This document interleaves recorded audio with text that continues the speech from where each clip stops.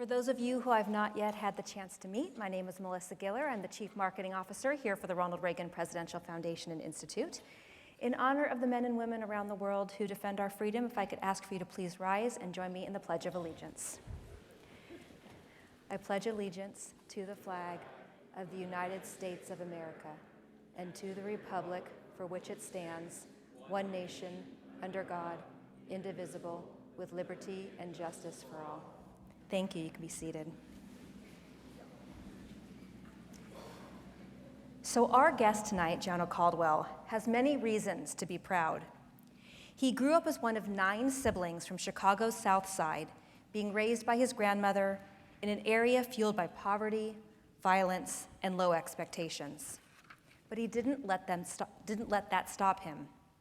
At the age of 14, he began working for the local alderman, an early step into public service that developed his civic engagement and belief in the community's potential, a reason to be proud. He later moved to Washington, D.C., becoming a TV host, and by the time he was 31, a political analyst for Fox News, a reason to be proud. In 2018, he published his first book, Taken for Granted, and he even joined us here at the Reagan Library in February of 2020 to discuss it. The book was an instant bestseller, a reason to be proud. Now, this next one's a little tougher because, of course, he would much rather not be applauded for his efforts if it meant his brother was still here. And as I said earlier, Gianno is one of 9 children. He's the eldest, and his youngest brother, Christian, had a passion for basketball and his grandmother's cooking, and he hugged with enthusiasm, often concluding his hugs with, "I got you." And just 3 years ago, on June 24th, 2022, Christian was murdered at the young age of 18. Nothing could replace the pain of losing his baby brother or get rid of the pain and loss he felt. But Gianno did turn that pain and suffering into good.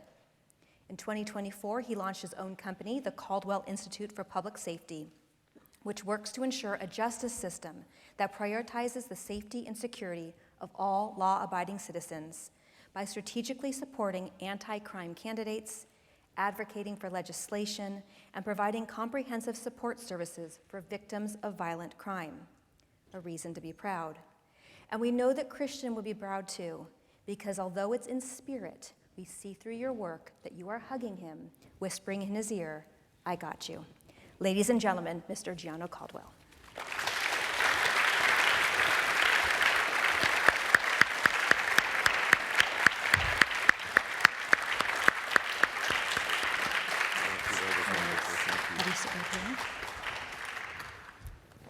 Well, thank you for joining us this evening on a topic that isn't so easy to talk about. Yes. Thank you all for being here. Really appreciate you. Thank you. So I'll start with an easy question, which obviously is not an easy question. My name is Gianno Caldwell. Perfect. Your book begins with the unimaginable loss of your brother. Yes. Can you tell us in the audience, for those who haven't read the book, a little bit about your brother and what happened to him? Well, on June 24th, 2022, my life changed forever when my innocent teenage baby brother, Christian, was murdered in Chicago. And since then, I've been out for justice, not just for him, but for other families across the country who've experienced a very similar tragedy as my family. And you know, when you have this experience, one in which you could never, ever imagine, one in which you would never, ever want to experience for your family or even for others, you do a couple different things. One, you can be in fear for your own life. You can be in a scenario where you just cave up and clam up, if you will, or you can be a person who feels that they have a new purpose in life, and that was what happened to me. So after that experience, I decided, as you mentioned, to start the Caldwell Institute for Public Safety, where we brought on folks like the Attorney General currently for the United States, Pam Bondi, who was then the Florida Attorney General in past, Congressman Burgess Owens, and many, many other folks who believed that it was time for us to step up and change things in this country, because there's been a crime crisis that have taken far too many lives. My little brother, innocent kid, he loved to laugh, he loved to joke, just like I do. For anybody who's seen me on Jimmy Fallon's show, you understand. But I'll tell you, there's so many other families that deserve that light, and that's why I wrote the book, The Day My Brother Was Murdered, My Journey Through America's Violent Crime Crisis, because it's not just about him. It's ignited a new purpose in my life, and that is to save lives. Well, I'm going to skip ahead for a second because one of my questions, which ties right into that, reading your book, it's crazy. I think you say 150 people Yes. were murdered on the same night as your brother's murder across the nation. Across the nation. 150 people murdered Yes. on that date. You picked 8 to tell your story and tell the story of what you Yes. were trying to accomplish in your book. How did you choose those 8? Well, the fascinating thing, I think, for a lot of people is because of where I work and who I am, there was a lot of light, there was a lot of press, it became an international story. But for many people in that book, they might have been a headline. And actually, my brother was a headline. When it happened on that day, I felt so broken. In fact, I didn't know. It's hard to talk about it, but I must. On that day, I reached out to the network at about 4 o'clock in the afternoon to let them know what happened. And then I thought to myself, you know what, I'm not going to reveal this to anybody or many folks outside of my inner circle of family and friends until perhaps next week. But then it hit me as I slept. The guys who did this are out there. They shot multiple people that night. That day, I need to get out here and post on social media and talk about it so I can get justice for my brother. So 7 a.m. that day, I posted about what happened to my family. But a lot of folks in there, they didn't have that same opportunity. So I write about people like James, who was an Army veteran out of Philadelphia, who had PTSD and who couldn't often sleep at night. He would get up at 2 a.m., go to a park in his neighborhood. And on that day, June 24th, after he told some 10-year-old, 11-year-old, and teenagers, you shouldn't be out here, you should go home. 10 and 11-year-olds. 10 and 11 and teenagers. They beat him to death with a traffic cone. Like, it's unimaginable things that happened. A person like Catherine, who was a wife, a mother, a grandmother, a chemical engineer in Burleson, Texas, who was just going home. And on the highway that fateful day, a drug deal went bad. These guys, the guy that was selling the drugs was trying to rip off the guy that was buying the drugs, and they figured it out and they started to chase each other on the highway. And then all of a sudden, her life is gone. Or Malik, who was actually like a good kid, honor roll student. The faculty believed that he was a great kid. He had a very big future. He loses his life on that very day. There's so many other people here and so many stories that I tell, but we all know how bad it is in many places around the country. You can turn on the TV and see that. What I really wanted to focus on is the solutions to the violent crime that exist in our country. So I talked to people like Sean Hannity, John Walsh from America's Most Wanted, Dr. Drew Pinsky on the mental health crisis that exists in this country and its contributions to violence, because it has to stop. My brother's legacy will be more than just an 18-year-old kid that died on the south side of Chicago. His legacy will fuel the saving of lives all over the country. I love that. And speaking of that, because of what happened to you and your family, how did your understanding of justice, safety, and community in America change? Would you repeat that question? Yeah, how did your understanding of justice, safety, and community in America change? Well, I've been talking about crime and the crime crisis for many years. I talk about it in my first book, Taking for Granted How Conservatism Can Win Back the Americans That Liberalism Failed.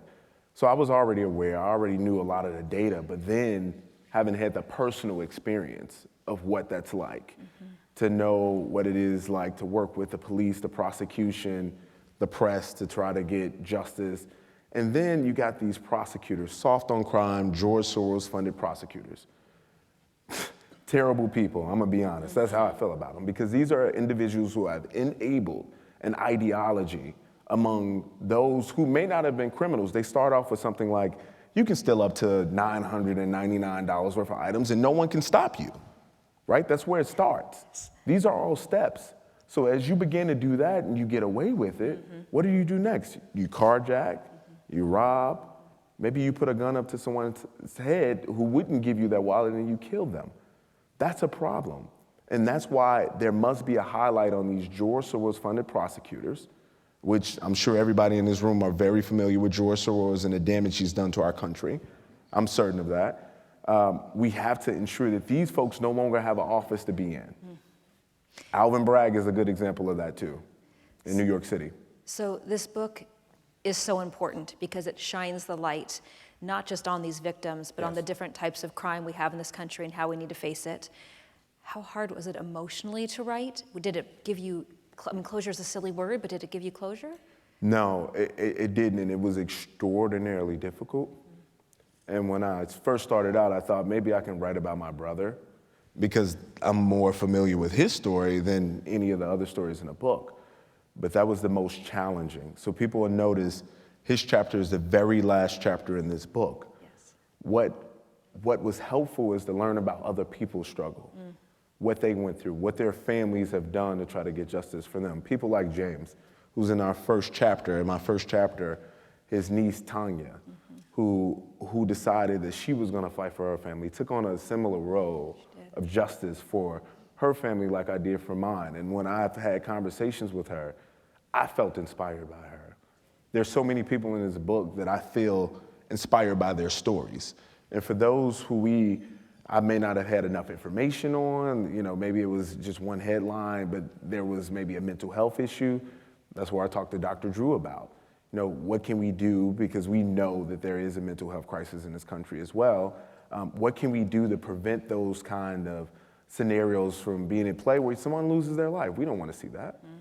Well, one of the things I liked, speaking of Tanya and other family members throughout the different chapters, they are doing things in their community for their loved one, but you've given them a public voice. Yes. So now all these people who are reading your book are hearing their stories when they might not have been able to know about their stories. They were just a headline.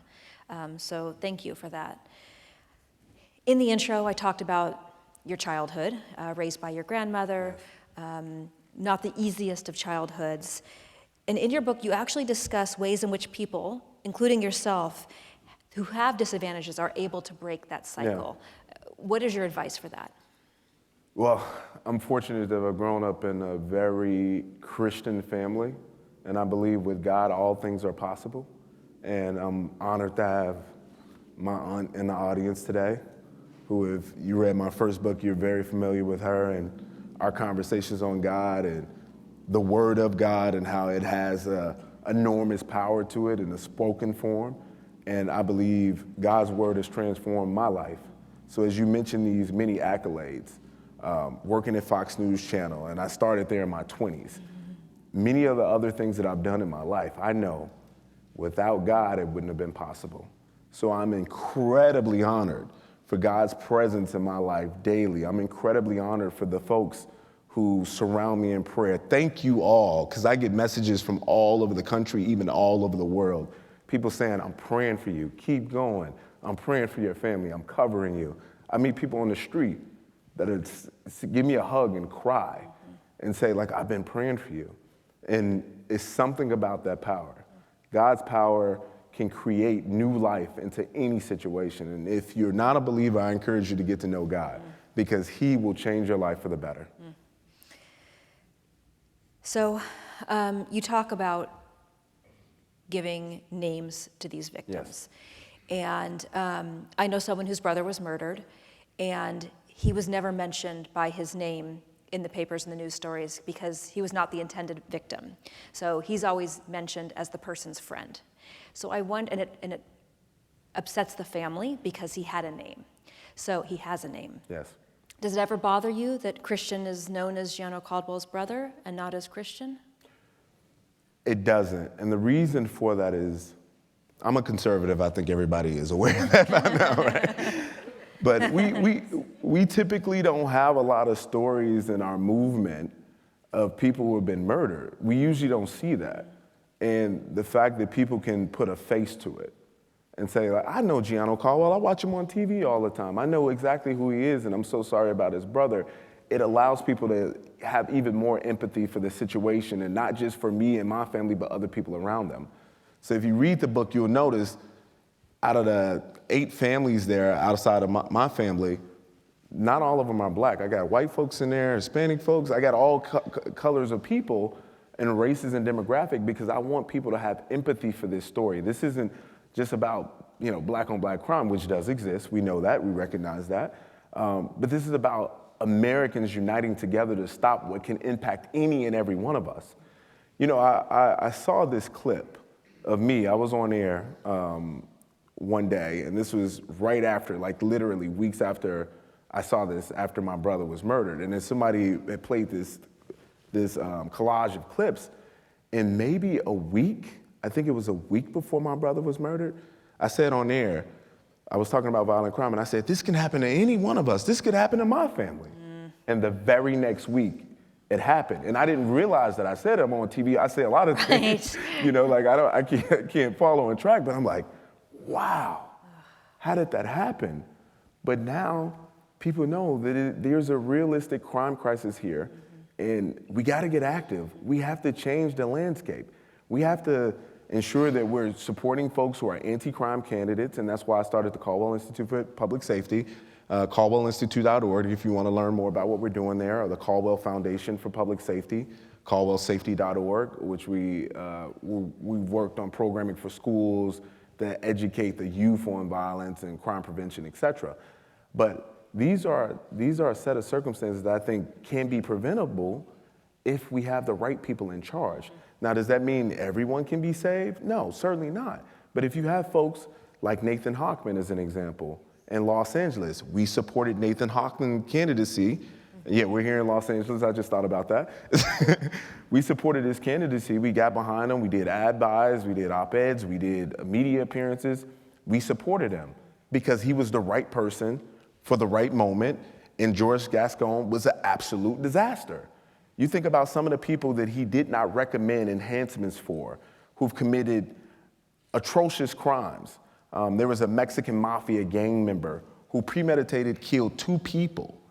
And in the state of California, if you have ties to organized crime, just criminal activity, you have a history of violence, they're supposed to recommend enhancements so you get more time. There's been multiple people that George Gascon did not recommend enhancements for. There's been multiple people who've committed crimes and were let out of jail, and they went and committed even crazier crimes. They've murdered people. That cannot happen. That is not the society I want to live in. That cannot be. You cannot be in a place where you go downtown Los Angeles, you're watching your back because you don't know what's coming to you.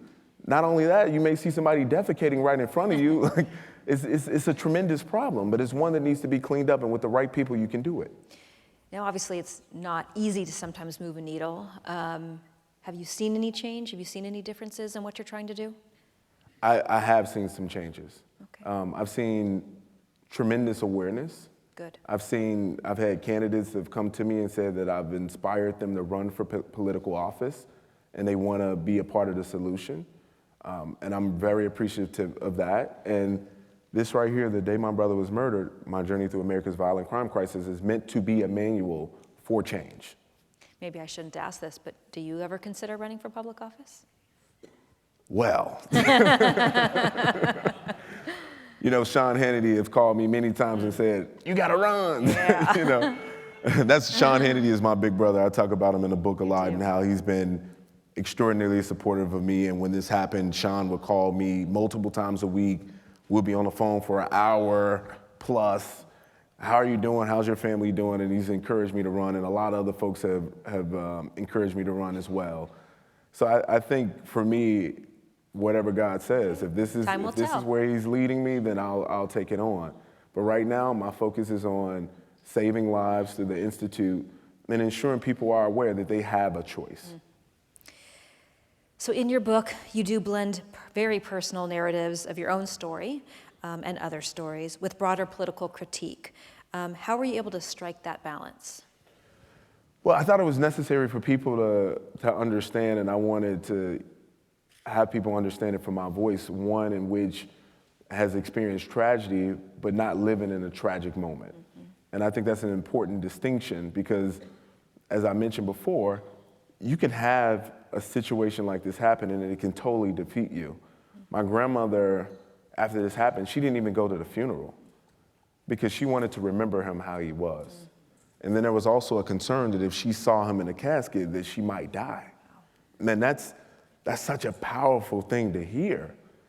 But I can see how it can be very real for people. I met this lovely couple there in the audience today as I was coming in, and I was informed about the tragic loss of a cousin. And it kind of broke me in the moment to even hear that, because you don't usually see the face of people like that have experienced such a tragedy. But it's one in which I think we can turn that pain into purpose. Mm-hmm. We can legitimately change the landscape for everyone around us. But it takes our voice to make it happen. Yeah, I love that. So a little bit ago, you were mentioning the different people in the book, and you mentioned Malik. In that chapter, you actually discuss Black Lives Matter. Yes. And I'm going to read this because it's from your book. You write, "If we don't address the real dangers, what good is the movement? Can we truly say we are fighting for Black lives if we're only willing to tackle the most politically convenient villains?" And that's absolutely accurate. Can you share what you meant by that? Absolutely accurate. The Black Lives Matter movement, as we know it, because I think there's two different illustrations of it. It's the organization, and there's people saying that my life matters. Mm-hmm. All lives matter, like point blank period. If you're white, black, Hispanic, it doesn't make a difference. Your life matters. And we know that the BLM movement, they collected all of these different donations. They didn't support the community efforts. They went and bought mansions. Mm-hmm. It was all of these terrible things that was going on that people told the world was going to happen, and it actually did. So I'm not about these political movements. I'm about real justice for real people. That means if you're black and you pick up a weapon and you kill another black person, you should face time. If you're white and you kill another white person, you should face time. Race doesn't matter in that arena. We gotta be about justice for all people, no matter what your race, no matter what you believe, no matter what your ideology is, because whether you be a conservative, a liberal, or independent, your life matters. Amen, right?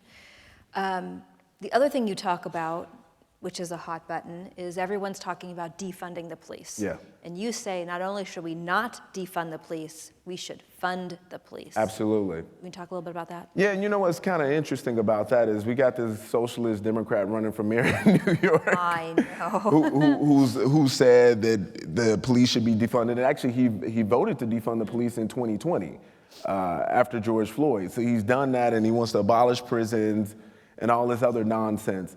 And then the interesting part is a number of cities did this. Los Angeles, Chicago, New York, they defunded the police department. And what did it lead to? Death and destruction. So it's insane to do that. It's insane to say, I'm gonna replace police officers with, what is it, social, Yeah. Exactly, like, who thinks to do this? It's like the most insane voices that become amplified, the AOCs of the world. It doesn't make a lot of sense. And partially, I believe that's why Donald Trump won the 2024 election, because there was a lot of insanity going on the left. You're talking about biological boys and women's sports. There was a public safety issue. People were concerned about the economy. Immigration was a big issue, and the crime that sprung up from that. So there was a lot to consider. So we cannot be saying defund the police when these are the people that protect us. And interestingly enough, in the most dangerous neighborhoods, the citizens there want more police, not less. Right, right. Speaking of being a vocal advocate, what do you believe is the most misunderstood aspect of America's violent crime today? That it's an issue that only impacts one particular group of people. It impacts all of us. Right. And I want to be very clear about that. Like I mentioned in the book, I write about all demographics of people in here. And for that very reason, because we all have to unite no matter what we believe about another group of people, we have to be able to say, no, wrong is wrong. And I think that's one of the things that I'm really thankful for from somebody like Pam Bondi, who joined our board early on. She's been a vocal advocate for keeping America safe. And when I talk to her or when I text her and we have these discussions, as I was in the Oval Office with her when she got sworn in, when we had these discussions, she's like, okay, Gianno, I believe what you're doing is the right thing, and I want to help you and amplify your voice to that, which I'm very greatly appreciative of. Because if you don't have the right people in place, as I mentioned, she's not an elected official, but if you don't have the right people in place, then you might not be able to change much. And we saw that over 4 years with Biden. Right. Now, you mentioned that you obviously the murder of your brother didn't cause you to focus on violent crime and changing things. You've been talking about it for a long time. You were even on air a week before he died. But since the tragic loss of your brother, has your approach to covering issues like crime in media changed at all? It has, and thank you to the Fox News family who allowed me to go out and interview family members who've had family members die violently, help raise money for funerals, get them help and support, which became, for me, a little bit of a blueprint for the Caldwell Institute for Public Safety. As I mentioned, we got prosecutors, former prosecutors, we got police chiefs on our board, we have members of Congress that are on our board. And what I did with them is I said, look, I had these experiences working with the police and the prosecutors, and it was a very difficult experience. And I had no knowledge that this was going to be the case initially, but I wanted them to put together a manual of sorts to educate people when they're going through these tragedies, what can they do? So we got manuals on our website, again, caldwellinstitute.org, where you can read about how do I work with the police and prosecutors to get the best outcome for my family tragedy. Dr. Drew wrote a great manual on mental health, and when these things happen, what do you do? Additionally, I wrote a manual on how to work with the press, how can you generate interest around your family member. Those things are very necessary when you experience that. I hope you don't have to use any of those resources, but they are available to you and your family members, because it's necessary at this day and age to be an action-based person. I mean, obviously, you're a member of the media with a public face, so maybe it's a little bit easier, but how are you getting the awareness out there of all these amazing resources on your website? Well, I utilize the media channels. Social media is a really good vehicle. And, some of you might be here because you heard me on Fox News talking about this event, which I'm glad that you're here. Thank you for coming. So the media has been a really big driver for me. The Fox News channel has been extraordinarily supportive, the New York Post and many other outlets. But unfortunately, though, one of the things I've come to realize is when I talk about these issues to some places that may be on the left side of things, they're not really too interested in hearing about it. It's just like President Obama.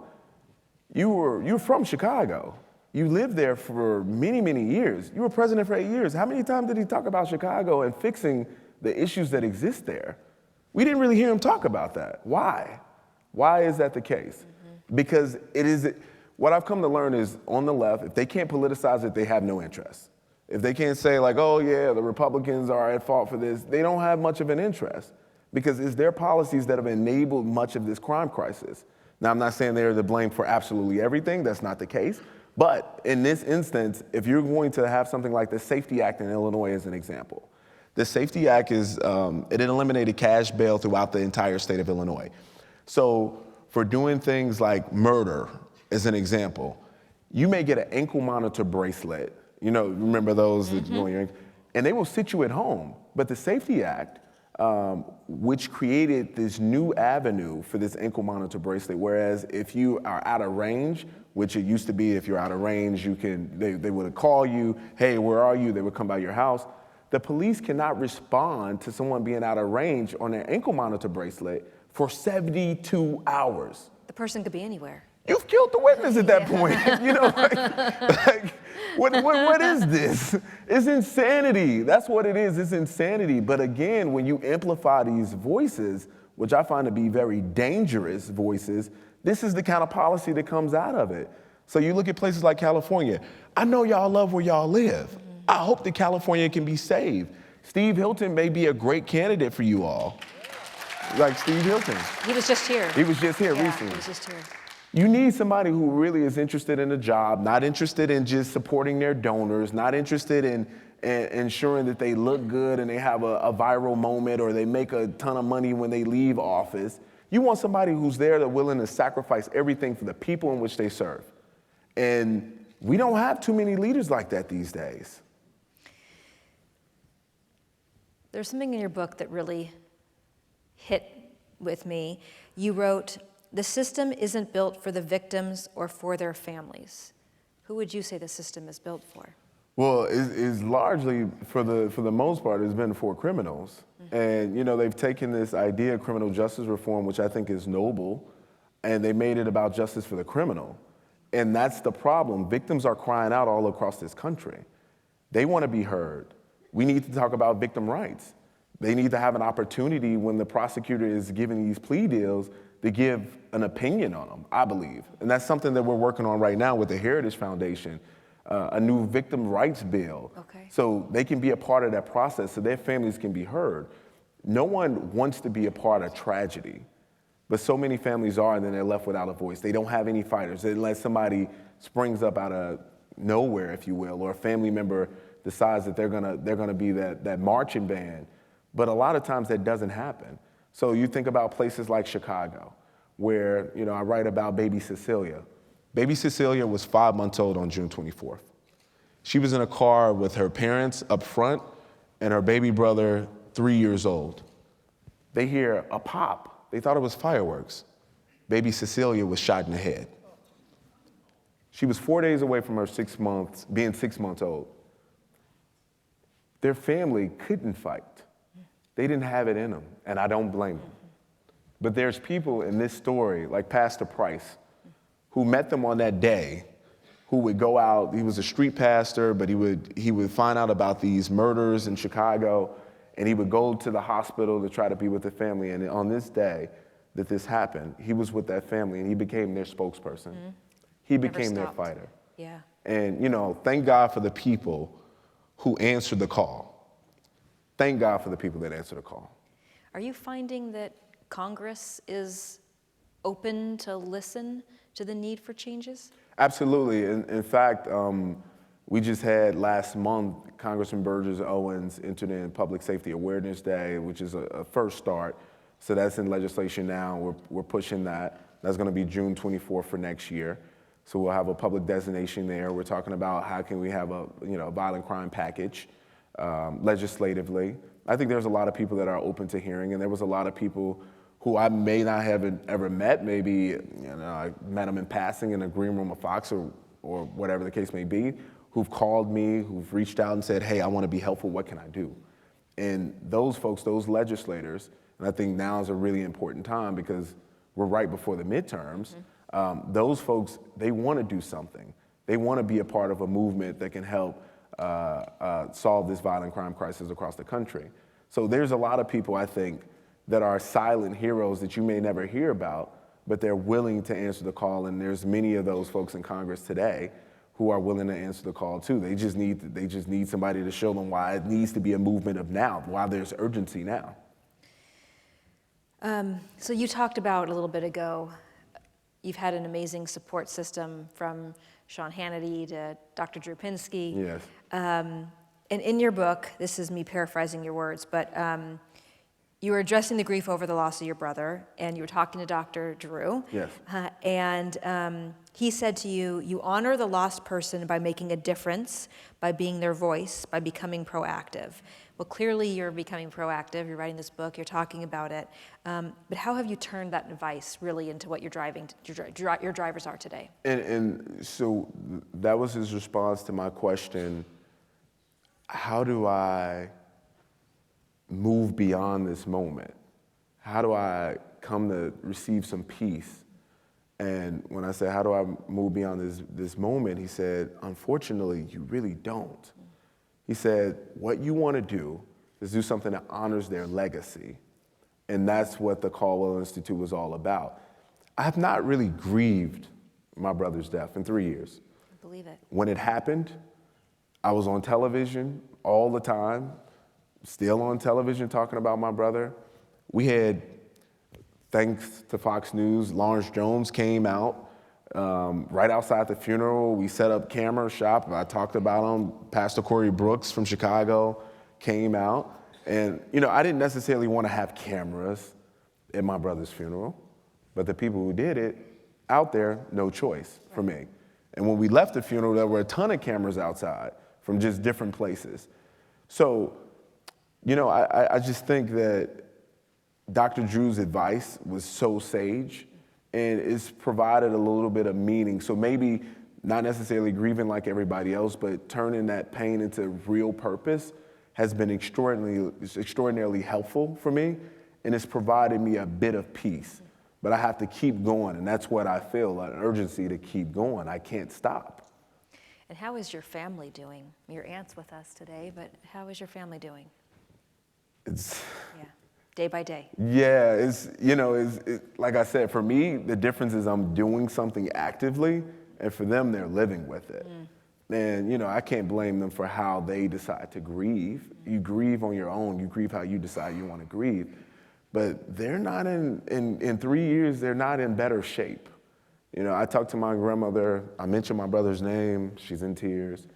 And of course, I'm sure many of you all see me on television in tears regularly, like even now, But I got to tell you though, there are better days ahead, I believe. Good.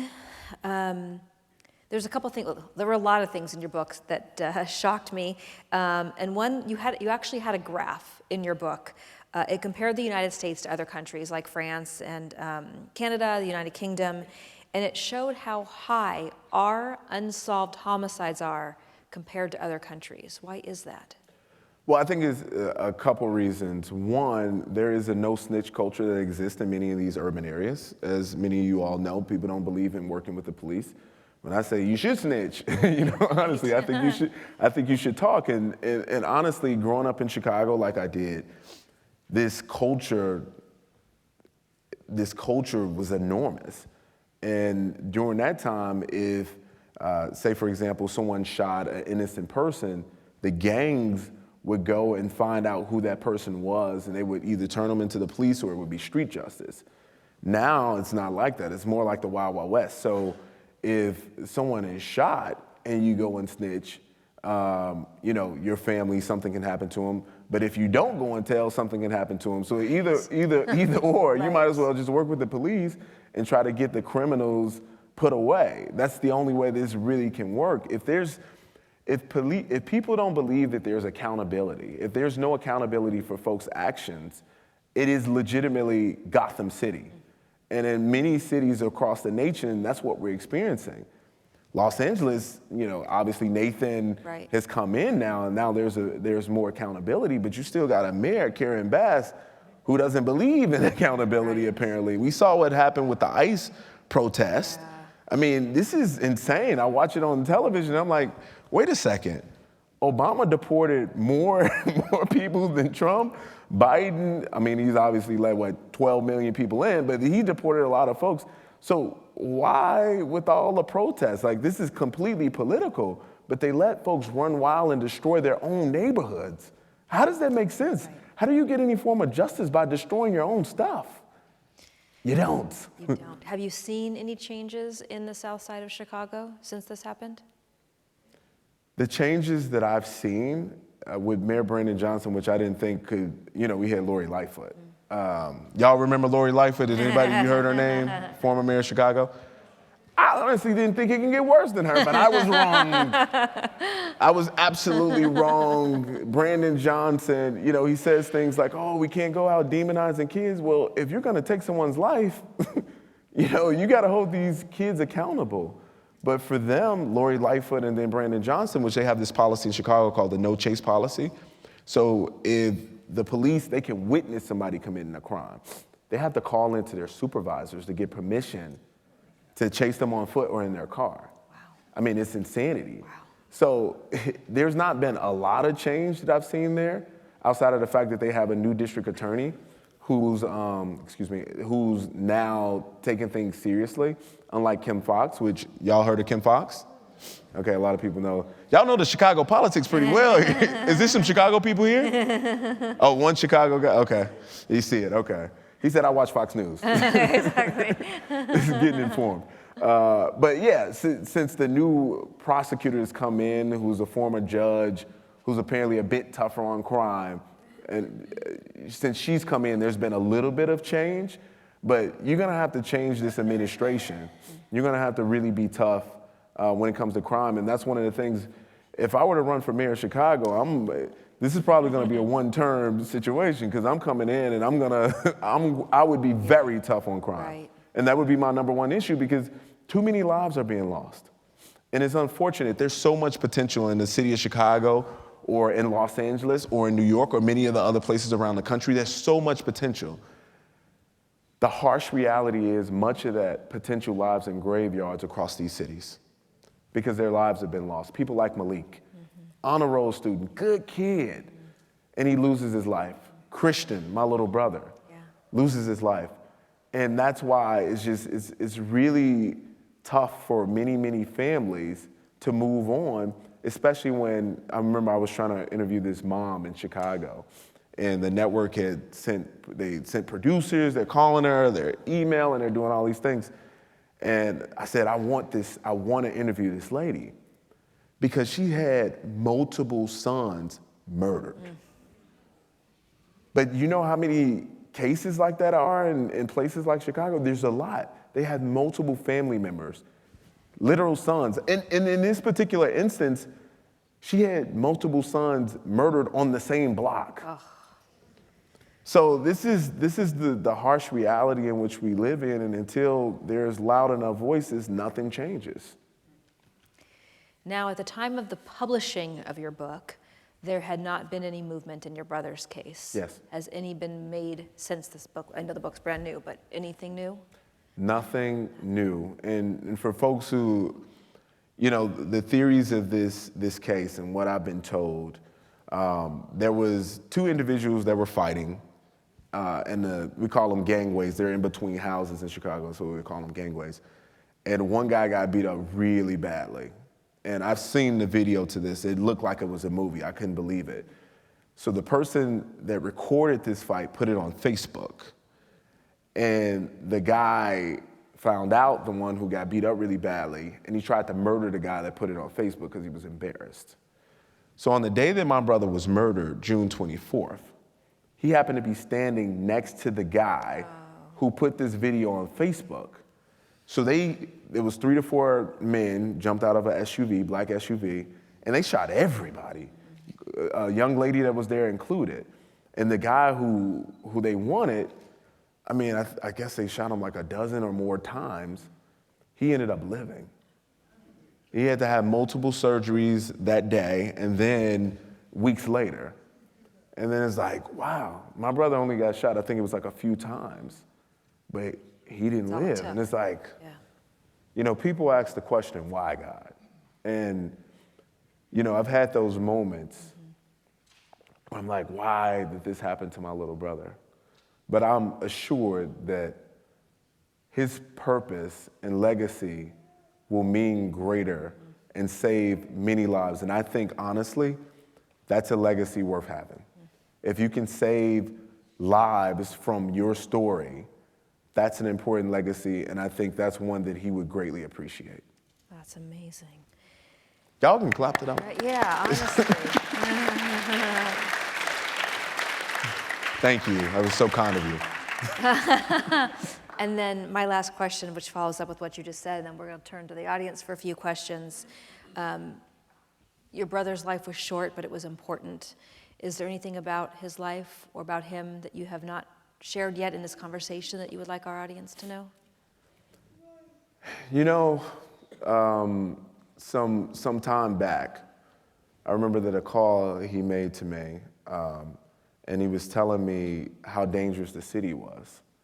And he was saying, you know, this is so bad out here, and I have so many friends that have been murdered. And he said, I want to move to California. And he came out here shortly after, you know, moved him out here, but he missed my grandmother. Yeah. And that was his reason for returning back. He's like, I want to be there to help her. She's elderly. And he said, I want to help her. And this is my grandmother. My mom was addicted to drugs, unfortunately. And my grandmother took us in very, very young. So I was maybe about 10, I believe, when my mother gave over temporary custody of us while she went to go get rehabilitated. And when she did that, my mother continued to have children while she was on drugs. So my grandmother, she would take them in, And Christian was one of those kids she had when she was on drugs. And she nursed him back to good health. So that bond was extremely important to him. And, you know, I think for him, if he knew what would have happened, he probably would have still chosen to go back to Chicago to love on, support, and help my grandmother. And that's the kind of kid he was. Big heart, really loved, beloved in his community. And he just wanted to help people, but especially help the person that's helped his life so much. And it's helped all of us. And, you know, I may not agree with, you know, everything that my grandmother would say in terms of him and wanting him to be back in Chicago, because I was very much against it. I said, why would you have him go back? All this danger going on. And she said, well, I need his help. But I think that he, knowing that he was able to spend more time with her and help her, that he would love the fact that he was able to spend that time. And I can't be upset about that. And, you know, I just wish that I had more time with him. Of course. I wish that I could have took him to college. Because at 16, he asked me to take him on a college tour, and we went to UCLA. I wish I could have took him to college. I wish I could have saw him get married.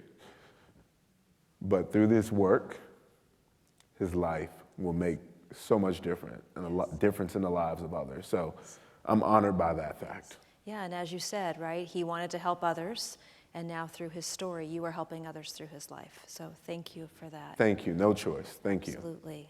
So we are going to turn to the audience. We have staff with microphones, so please wait for a microphone to come to you so we can catch it. Karen, there's one right up front.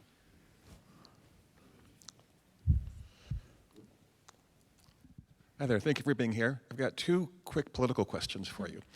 It seems like optics have a lot to do with who we vote for. Yes. For example, California is a big Democratic state, and people can't get past being wrong, so they vote Democrat no matter what, with both mayor and governor. And Karen Bass has been really a big failure.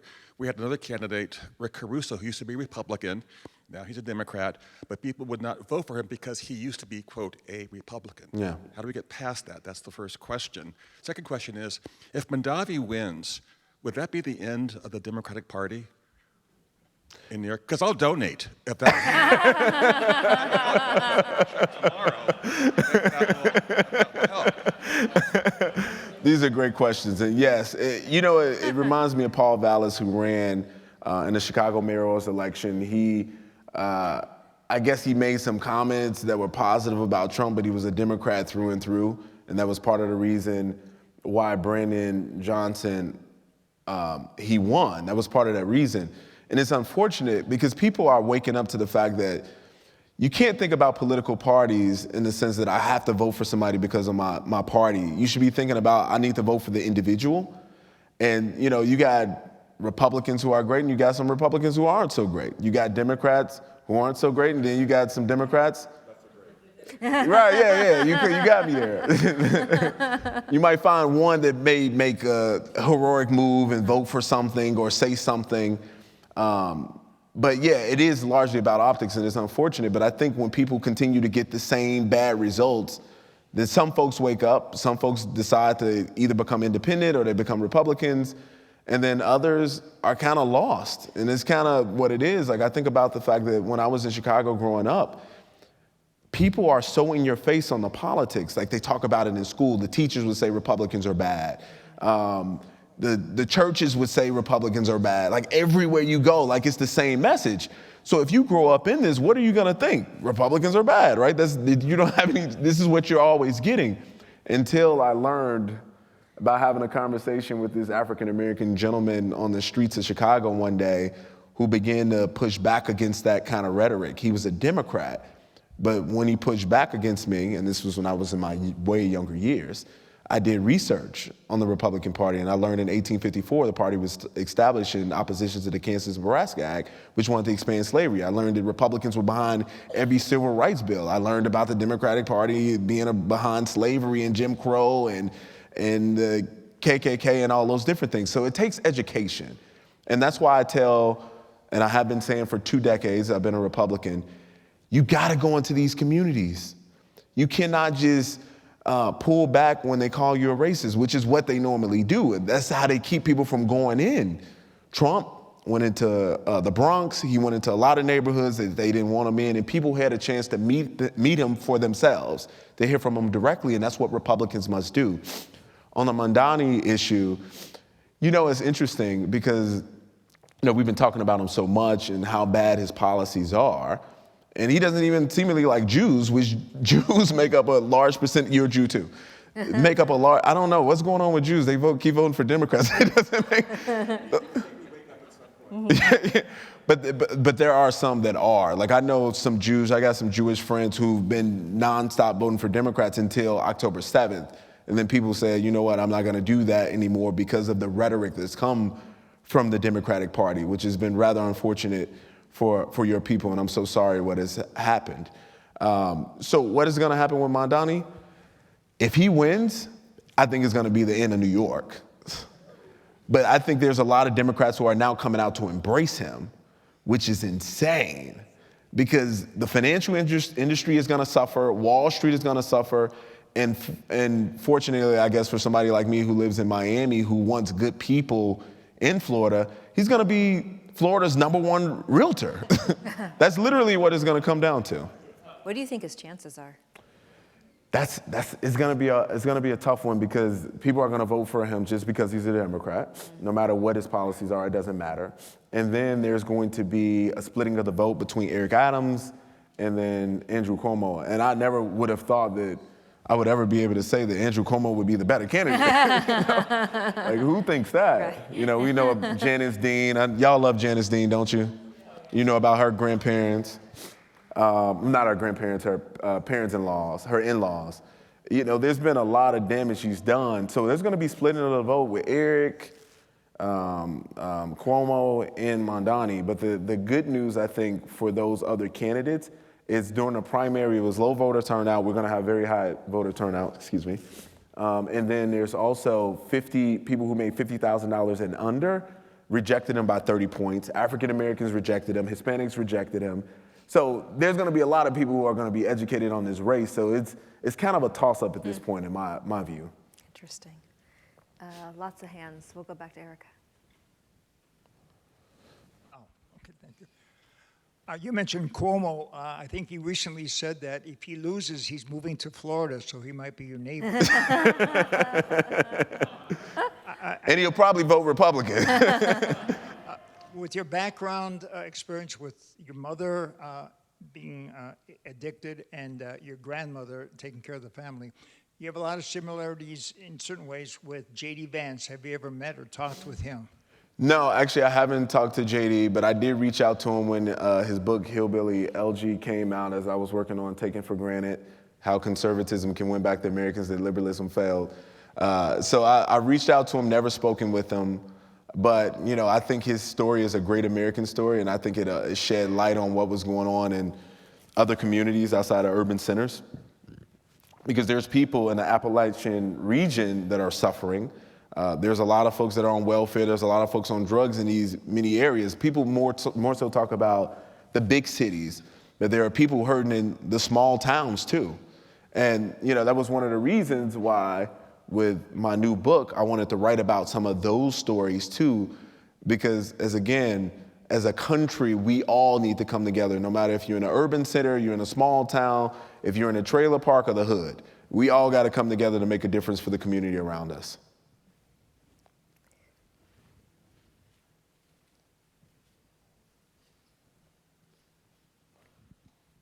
Hello, thank you so much for coming. I'm a Los Angeles County Deputy District Attorney, and I just wanted to thank you from the bottom of my heart for your support of Nathan Hochman, my new boss. He's great. He is fantastic, and it has been a complete 180 in our office. You have saved not only my fellow prosecutors and myself, but the good citizens of Los Angeles County from the nightmare of George Gascon that we had to endure for 4 years. And it's true, what you had mentioned. He deliberately ordered us to not file certain enhancements, not file certain counts, not file certain allegations, things of that nature. So what you're doing is, I just want to say, that you're making a difference. Thank you. You helped in terms of getting rid of that nightmare that was George Gascon, and forever indebted to you. Thank you. No, thank you. Sincerely, thank you. Thank you. Thank you. And we got a witness here on how bad George was internally. And a lot of people actually resigned from your office because of how bad he was. And thank you for sticking around and ensuring that law and order could be the rule of the day. Thank you. And we're going back there.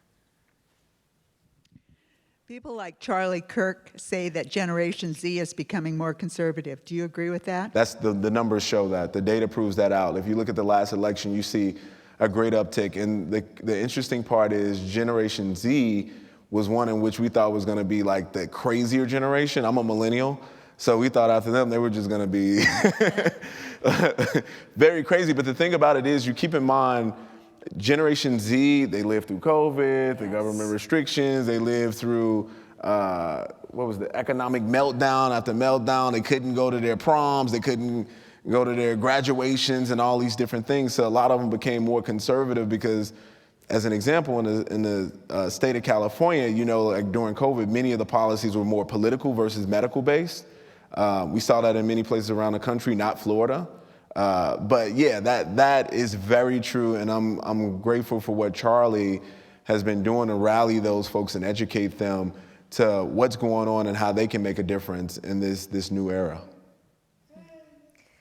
Karen, there's a question up in the front here as well, or Erica, got it? So I think back to when George H.W. was running against Dukakis. Mm-hmm. And there was a question in the debate. It was about, I don't know if it was death penalty or it was some extreme penalties for rape. And the moderator asked Governor Dukakis, what if this had happened to your wife? What if your wife had been raped? Because he was soft on crime. Yeah. And he did this rambling response, and I think that ended it for him. I often think, what if something happened to these Democratic leaders in their families? The horrific, what you've had to go through. What do you think would happen? Would the light bulb go off in their head if they had a personal experience with horrific crime? You know what? That's a really interesting question. And I had this experience. State Rep LaShawn Ford out of Chicago, he actually experienced this in his own family. Democrat through and through, voted for all the soft on crime policies. And I believe it was his niece, we did a story on him, was murdered outside of his home. And after that happened, he said, you know what, I can't do it anymore. It was a wake-up call for him. And it's unfortunate that it has to happen to you for you to wake up. But that's the reality of the policies in which he supported over the years. Those kind of things happen. So, I'm not wishing ill on anyone, of course. But yes, there sometimes is a wake-up call, but then some people double down on it. We saw it with the previous election. With the polling, things just kept getting bad on the immigration front for the Democrats. People were fed up with it. You're usurping resources from American citizens, and in some places that are highly impoverished. So now, all of a sudden, your kid can't go to some summer camp because they got to take the funding there to take care of the migrants. That was something that really negatively impacted a lot of people. But you know what? Despite the polling, they kept going, and then they lost and said, you know what? Maybe we need to rethink some of this. But then they doubled down. So I don't understand how that happens. But with some people, it would be a wake-up call for them. I think we have time for one more question. If anyone, over there. Oh, there we go. We got a. Okay, over here. Hi. This is true. Last night we watched the documentary of Reagan, and it was really great. My 30-year-old son here and my parents that are 80 watched it. We saw portions of it, showed clips of him, Reagan, with Tip O'Neill, that they were so contrary and opposite in every way, and yet they respected each other. Yeah. So what do you think? How can we prevent this deep polarization that happens? That's an excellent question. Thank you for that. And as you mentioned, the former president and Tip O'Neill, I think of Newt Gingrich and Bill Clinton. I think about 96 welfare reform that they did together. And there was some respect there and some, it was just a different era. And I'm hopeful that we're not beyond that era, but things have been made very difficult. I've lost friends because of my support of the Republican Party, of who I voted for, and I voted for Trump. Like that's just the reality. I voted for Trump, and I voted on public safety, law and order. But there's people who say, you know what, I'm not going to be friends with you anymore. And I'm going to be honest with you. I think it happens more on the left than it does on the right. Because I can be friends with a Democrat. I don't have a problem. So long as you're not nuts. You can't be There's a line. You can't be too crazy. Like sometimes it's just outrageous. But I don't have a problem being friends with somebody on the left. I think we are better as people if we can exchange ideas and challenge each other.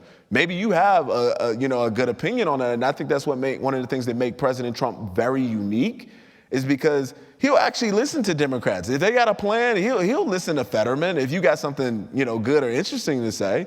So he's not an ideologue, and I can appreciate that. And I think that's what we need to get. We need to get back to that place where we can all be friends, regardless if we agree on one political issue or another. But as you mentioned, the polarization has taken over quite deeply, I think, especially since around 2016 and then COVID. You remember how many of your friends and family that said, if you're not, vaccinated and boosted, we don't want to see you, we don't want to be around you. And, I remember hearing Fauci say, if you get it, you won't get COVID. And that wasn't true, and a number of different things that wasn't true. But that was the case. People didn't want you around their friends and family. I think we need to pull back from that. And I think we need to look at each other more as Americans. You are my brother, you are my sister, no matter what your color is, no matter what your political affiliation is, no matter how much money you make. If you're a good human being, you are my brother and you're my sister. And that's the America that I want to live in.